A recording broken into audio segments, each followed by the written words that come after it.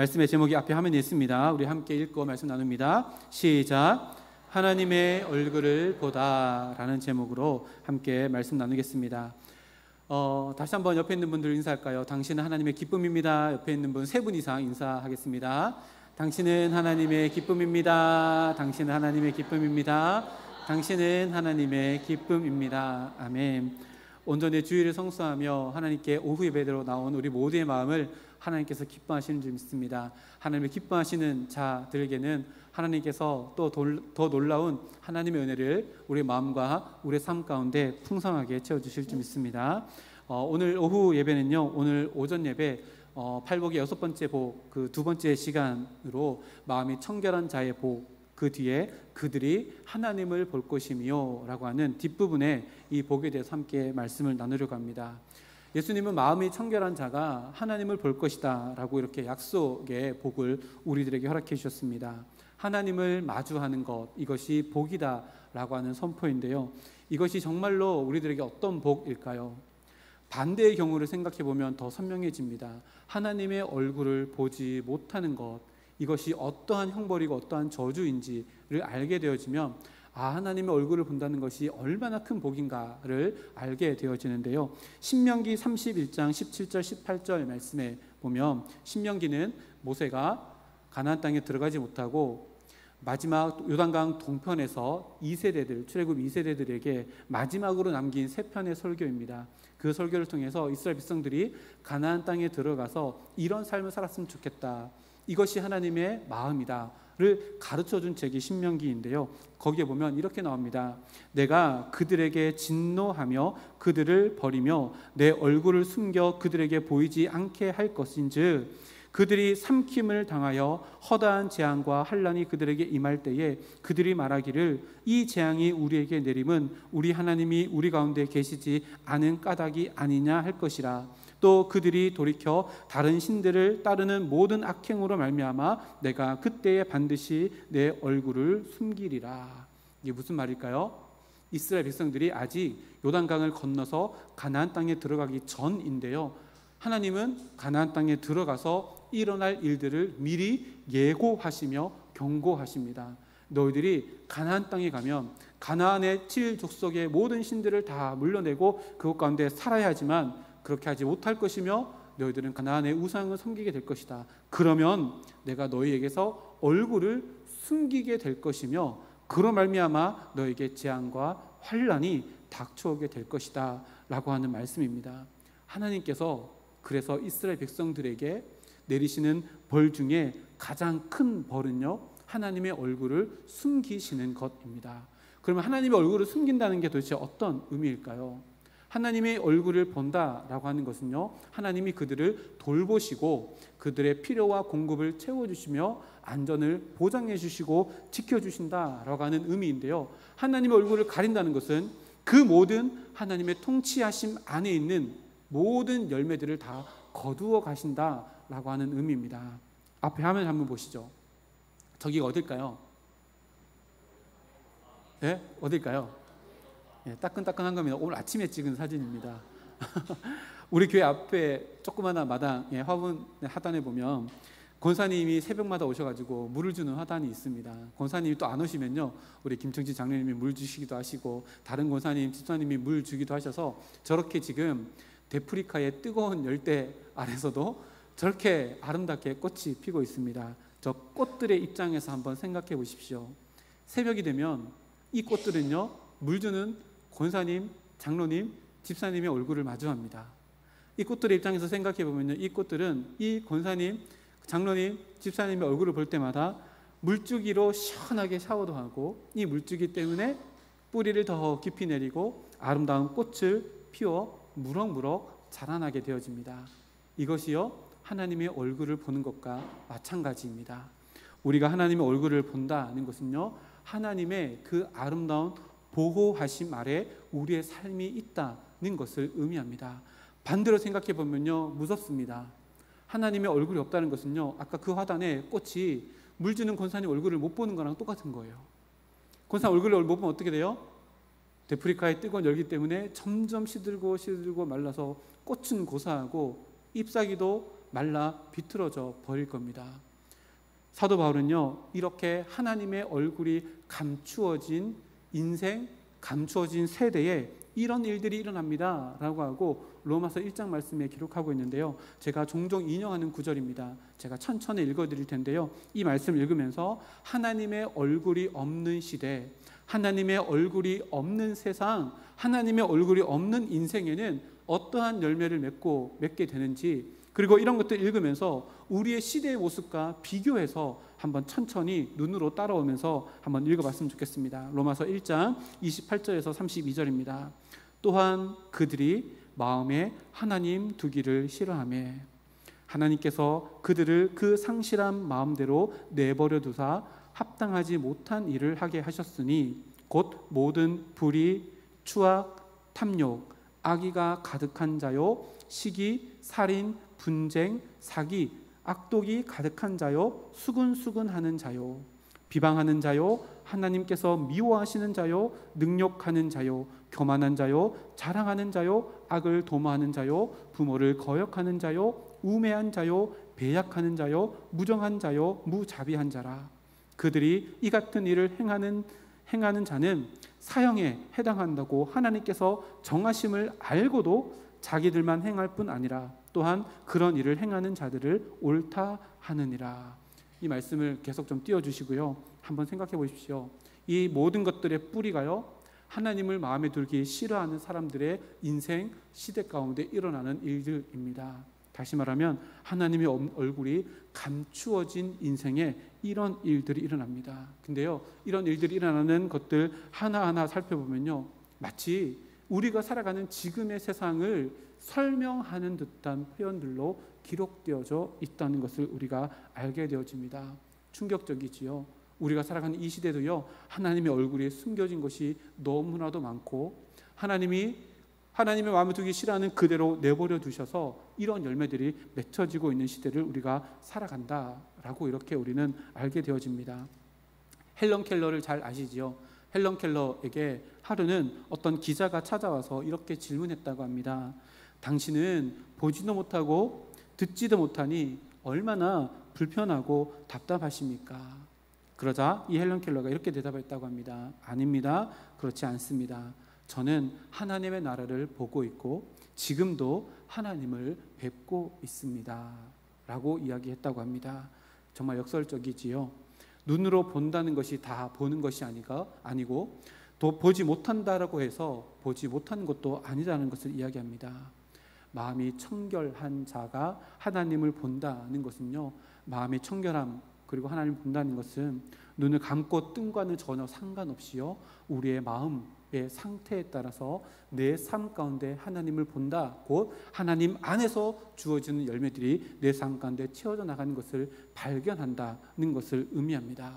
오늘 함께 읽었던 이 창세기 32장 33장 말씀에 나오는 이 야곱의 이야기 속에서 보면 이 야곱이 예수님께서 말씀하시는 팔복의 이 6번째 복을 지금 누리고 있는 사람이구나 라고 하는 것을 우리가 알게 되어지는데요, 야곱이 하나님의 얼굴을 봤다라고 하는 것은요, 오늘 본문에 두 가지로 의미로 나타납니다.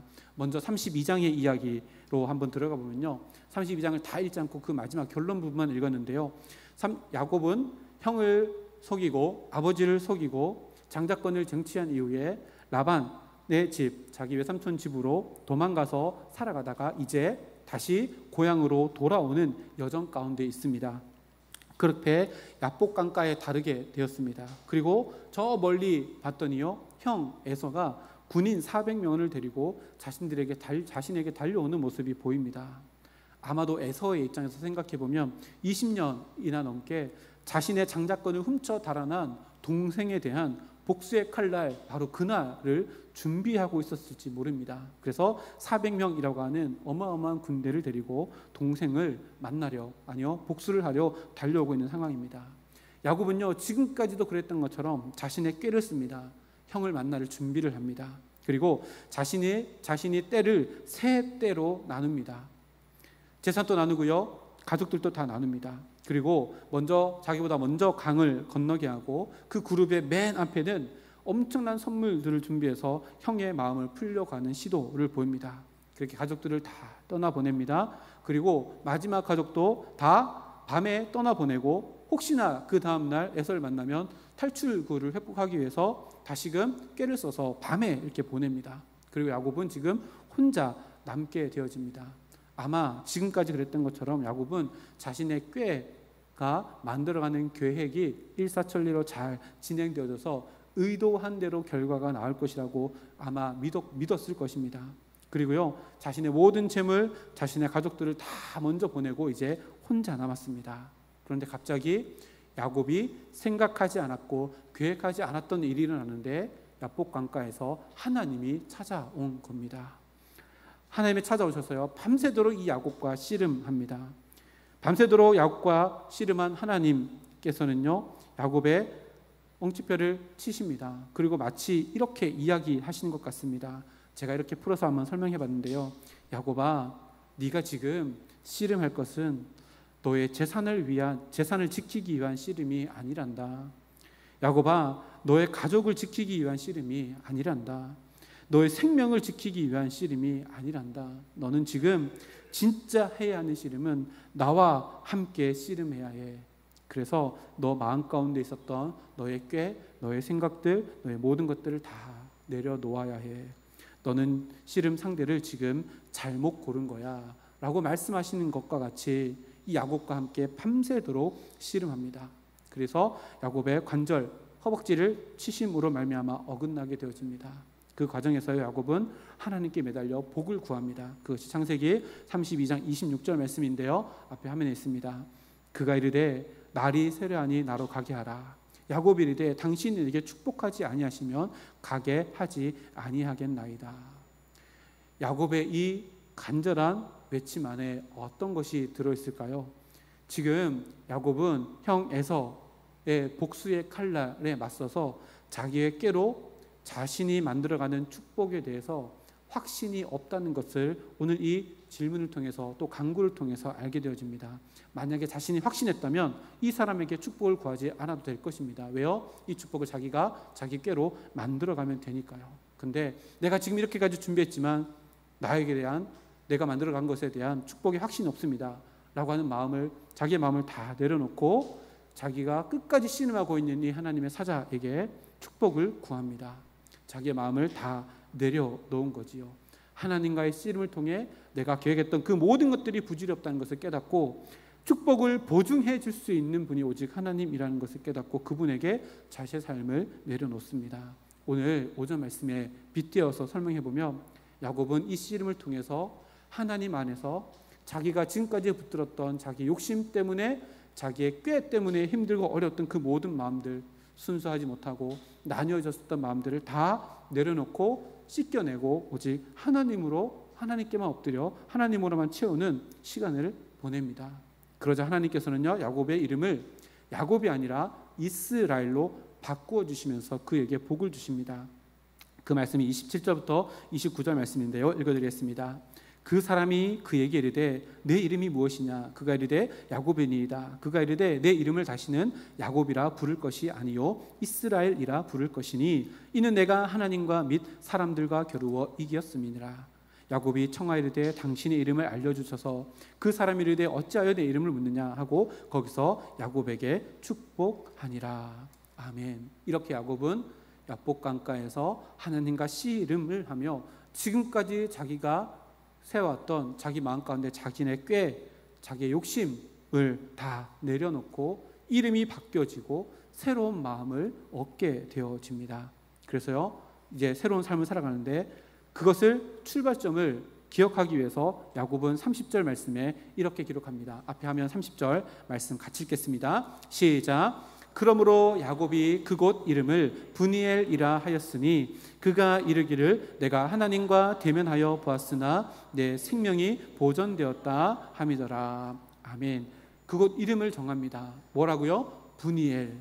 브니엘 뜻이 뭘까요? 하나님의 얼굴입니다. 하나님의 얼굴이라고 그곳 이름을 정하며 나는 이곳에서 내 마음의 모든 욕심들, 나의 꾀를 다 내려놓고 하나님의 얼굴을 대면하여 보았다 라고 하는 의미를 담아서 브니엘이라고 이렇게 기록했습니다. 저 앞에로 넘어가 볼까요? 야곱은요, 처음에 집을 떠날 때 자기가 어딘지도 모르는 한 곳에 이르러서 한 돌을 가지고 그곳 가운데 엎드려 잘 때에 하나님이 나타나셔서 야곱의 사닥다리, 그 사닥다리를 보여주시면서 내가 너와 항상 함께한다 라고 하며 그곳 이름을 베델, 곧 하나님의 집이라고 이름을 붙였습니다.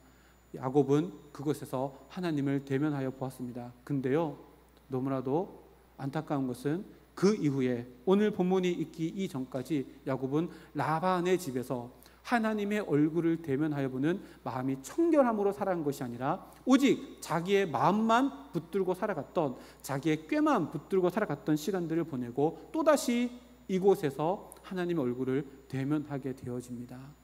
이미 야곱의 마음 가운데 하나님의 얼굴을 볼 수 있는 길이 열려져 있었지만 마음이 나누어지고 마음이 더러워져 있기 때문에 그동안에는 하나님의 얼굴을 라반의 집에서는 볼 수 없었던 것입니다. 근데 그 모든 것들이 이제 새롭게 되었다 라고 하는 각오로 하나님의 얼굴, 브니엘이라고 하는 이름을 이곳에 바꾸어 세워놓고 자신의 새로워진 시선, 새로워진 이름, 새로워진 삶을 시작하게 됩니다.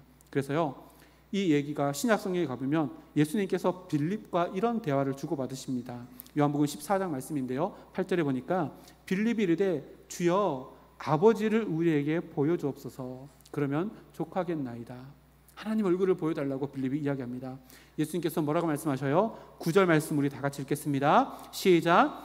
예수께서 이르시되 빌립아 내가 이렇게 오래 너희와 함께 있으되 네가 나를 알지 못하느냐? 나를 본 자는 아버지를 보았거늘 어찌하여 아버지를 보이라 하느냐?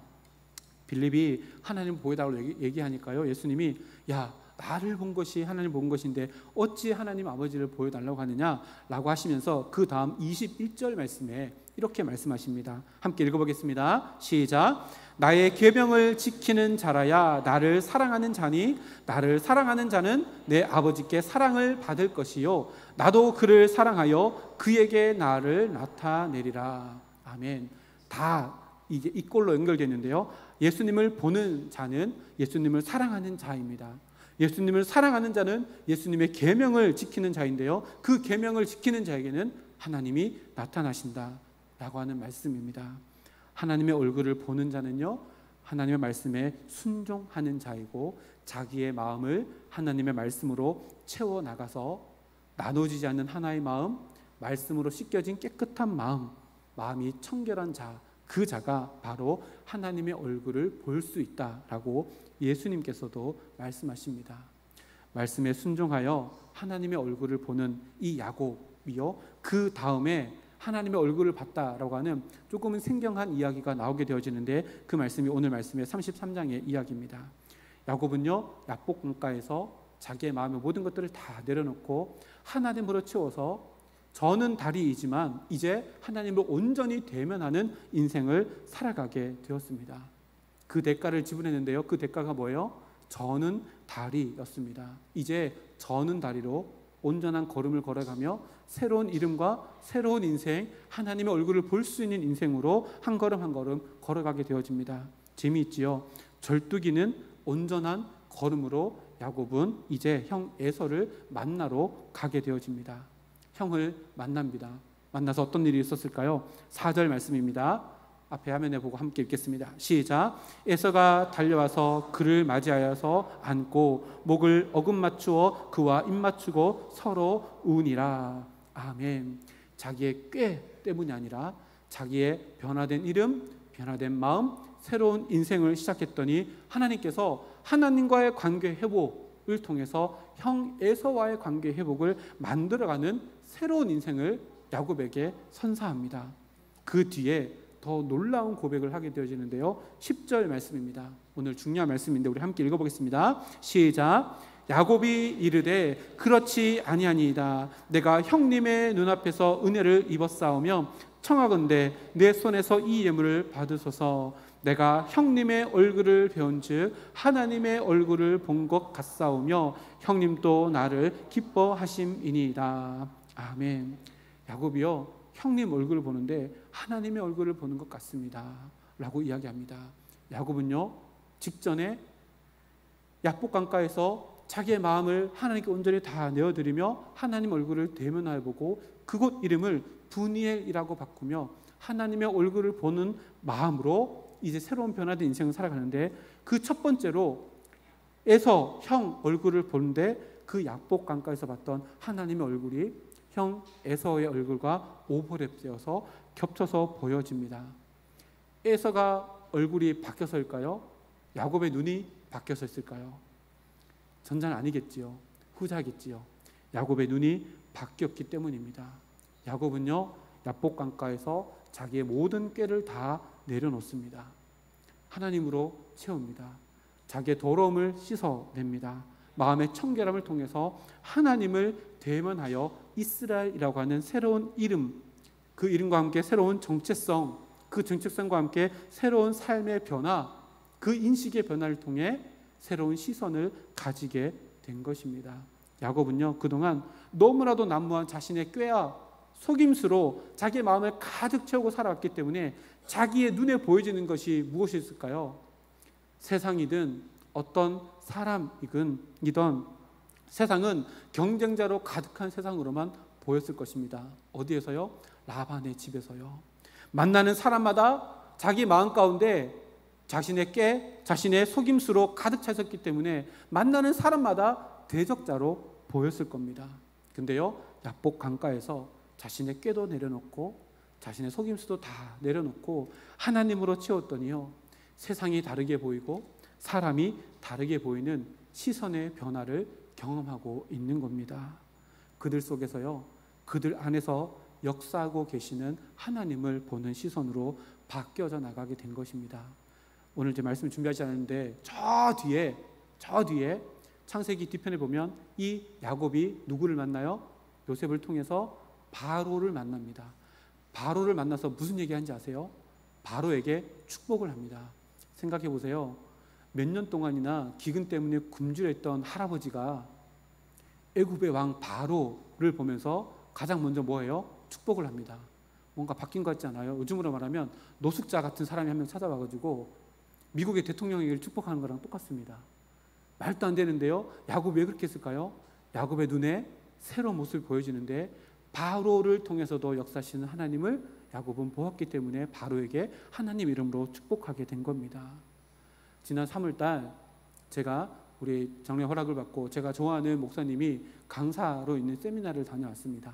2박 3일 동안 세미나가 진행되어질 때에 조별로 이렇게 모여서 세미나가 진행되어지는데요, 제가 정말 만나고 싶었던 그 목사님이 저희 조의 조장이 되셔서요, 정말로 잠자는 시간 빼고 하루 종일 같이 있었습니다. 그래서 목회하시면서 있었던 이런저런 얘기들을 막 주고받으면서 어떤 한 목사님이 교회 안에서의 관계 어려움에 대해서 이렇게 이야기하고 목사님께 조언을 구했는데요, 목사님이 저희들에게 이런 얘기를 했습니다. 앞에 제가 기록을 했는데 저희들에게 이렇게 얘기합니다.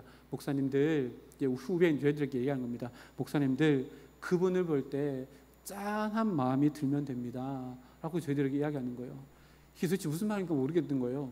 짠한 마음이 들면은 모든 것이 다 회복되어집니다 라고 이렇게 얘기해 주는데요, 말씀을 준비하면서 이 말씀이 또 제 마음 가운데 떠올랐습니다.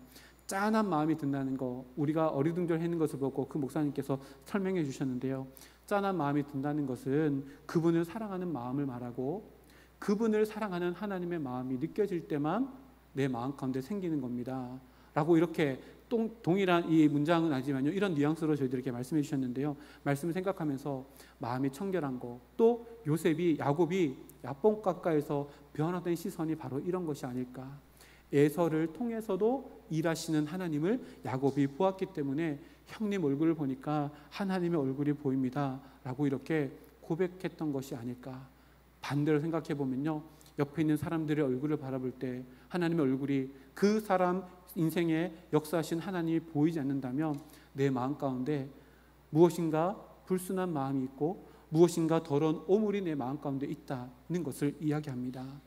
우리 옆에 있는 분들 바라보며 그분 인생 가운데 역사하신 하나님을 볼 수 있는 마음의 청결함이 우리 모두에게 있기를 주님의 이름으로 축복합니다.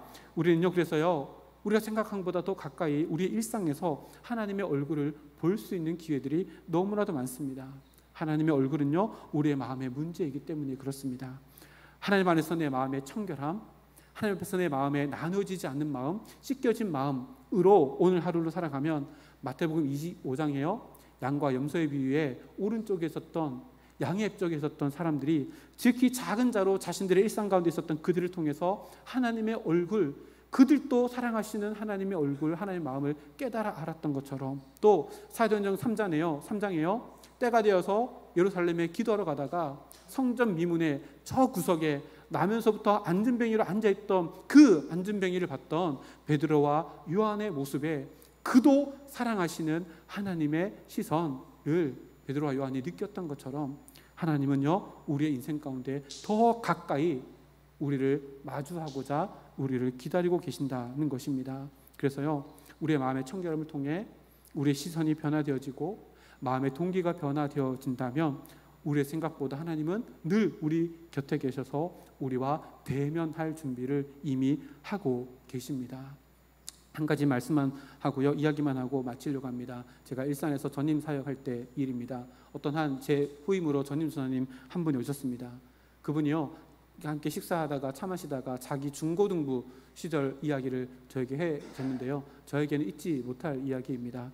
그 목사님께서 중고등부 시절 때요, 이렇게 표현해 죄송합니다. 중고등부 시절 때 교회를 열심히 다녔는데요, 열심히 다니는 또라이였대요. 교회에서 문제아로 완전 찍혀있는 아이였대요. 예를 그 목사님이 들려주셨는데요, 목사님, 제가요 고등부 때요, 고등부 뭐 하다가 기분 나쁘고 감정이 올라올 때가 있었는데 그때 이런 일을 했어요 라고 하면서 얘기해 주는데요, 그 분말 수화기 있잖아요, 빨간 거, 분말 수화기를 자기 부서에 뿌렸대요. 고등학교 때. 목사님, 제가 이런 문제아였어요 라고 얘기하면서 그 다음 이야기를 해주는데, 그 목사님이 고등학교 때 자기 반 선생님이 계셨대요. 고등부 선생님인 거죠. 그 선생님이 있었는데요, 늘 조금 모자란 것 같고 어리숙해 보이는 남자 선생님이셨대요. 근데요, 이분이요, 자기가 고등학교 학교 다니는데 하교 시간만 되면 자기 학교 앞에 찾아온대요. 때로는 작은 사탕 하나 들고 오고, 때로는 빈손으로 와서 얼굴만 보고 가고 그랬었대요. 근데 이 목사님은요, 그게 너무 싫었대요. 어리숙해 보이고 뭔가 부족해 보이는 선생님이 늘 자기를 찾아와서 기다리고 있다는 게 굉장히 신경도 쓰이고 기분 나쁘기도 하고 창피하기도 하고 그랬었다라고 해요. 그날 또 그 선생님이, 이 목사님이 고등학교 때 시절에 찾아왔대요. 하교하고 가는데 어김없이 오늘 또 그 선생님이 오셨대요. 그래서 짜증이 막 이렇게 나서 선생님을 부르지만 외면을 하고 돌아서 가지고 가는데 조금 미안한 마음이 들었대요. 그래서 뒤를 딱 돌아봤는데 그 목사님 말씀이 이래요. 그 선생님 얼굴에서 무엇인가 빛나는 것을 느꼈어요. 지금 생각해보면 그것이 그 선생님 통해서 나를 바라보는 하나님의 얼굴인 것 같아요 라고 이렇게 고백하며 울먹였던 목사님의 그 간증이 기억납니다. 하나님은요, 이렇게 우리 가까이에서 우리와 마주하시려고 늘 기다리고 준비하고 계십니다.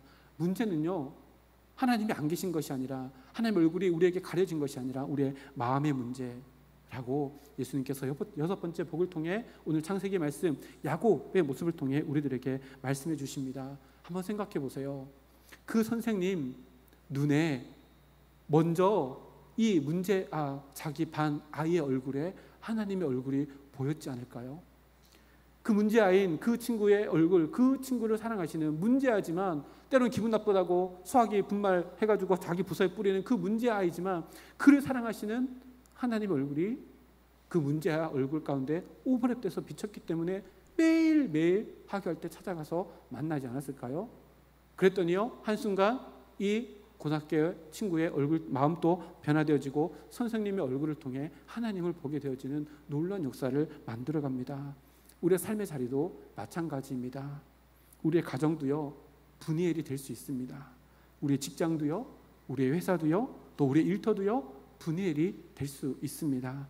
우리의 마음이 하나님 앞에서 나누어지지 않은 순전한 마음, 날마다 씻겨져 내려가는 청결한 마음으로 새롭게 되어진다면 우리의 삶의 동기가 되어진 이 마음이 우리에게 새로운 시선을 우리에게 허락해주고 그 새로운 시선으로 바라보는 모든 이들을 사랑하시는 하나님의 얼굴이 그들의 얼굴에 오버랩되어서 보여지는 하나님의 얼굴을 보게 되어지는 복을 누리게 될 것이라 믿어 의심치 않습니다.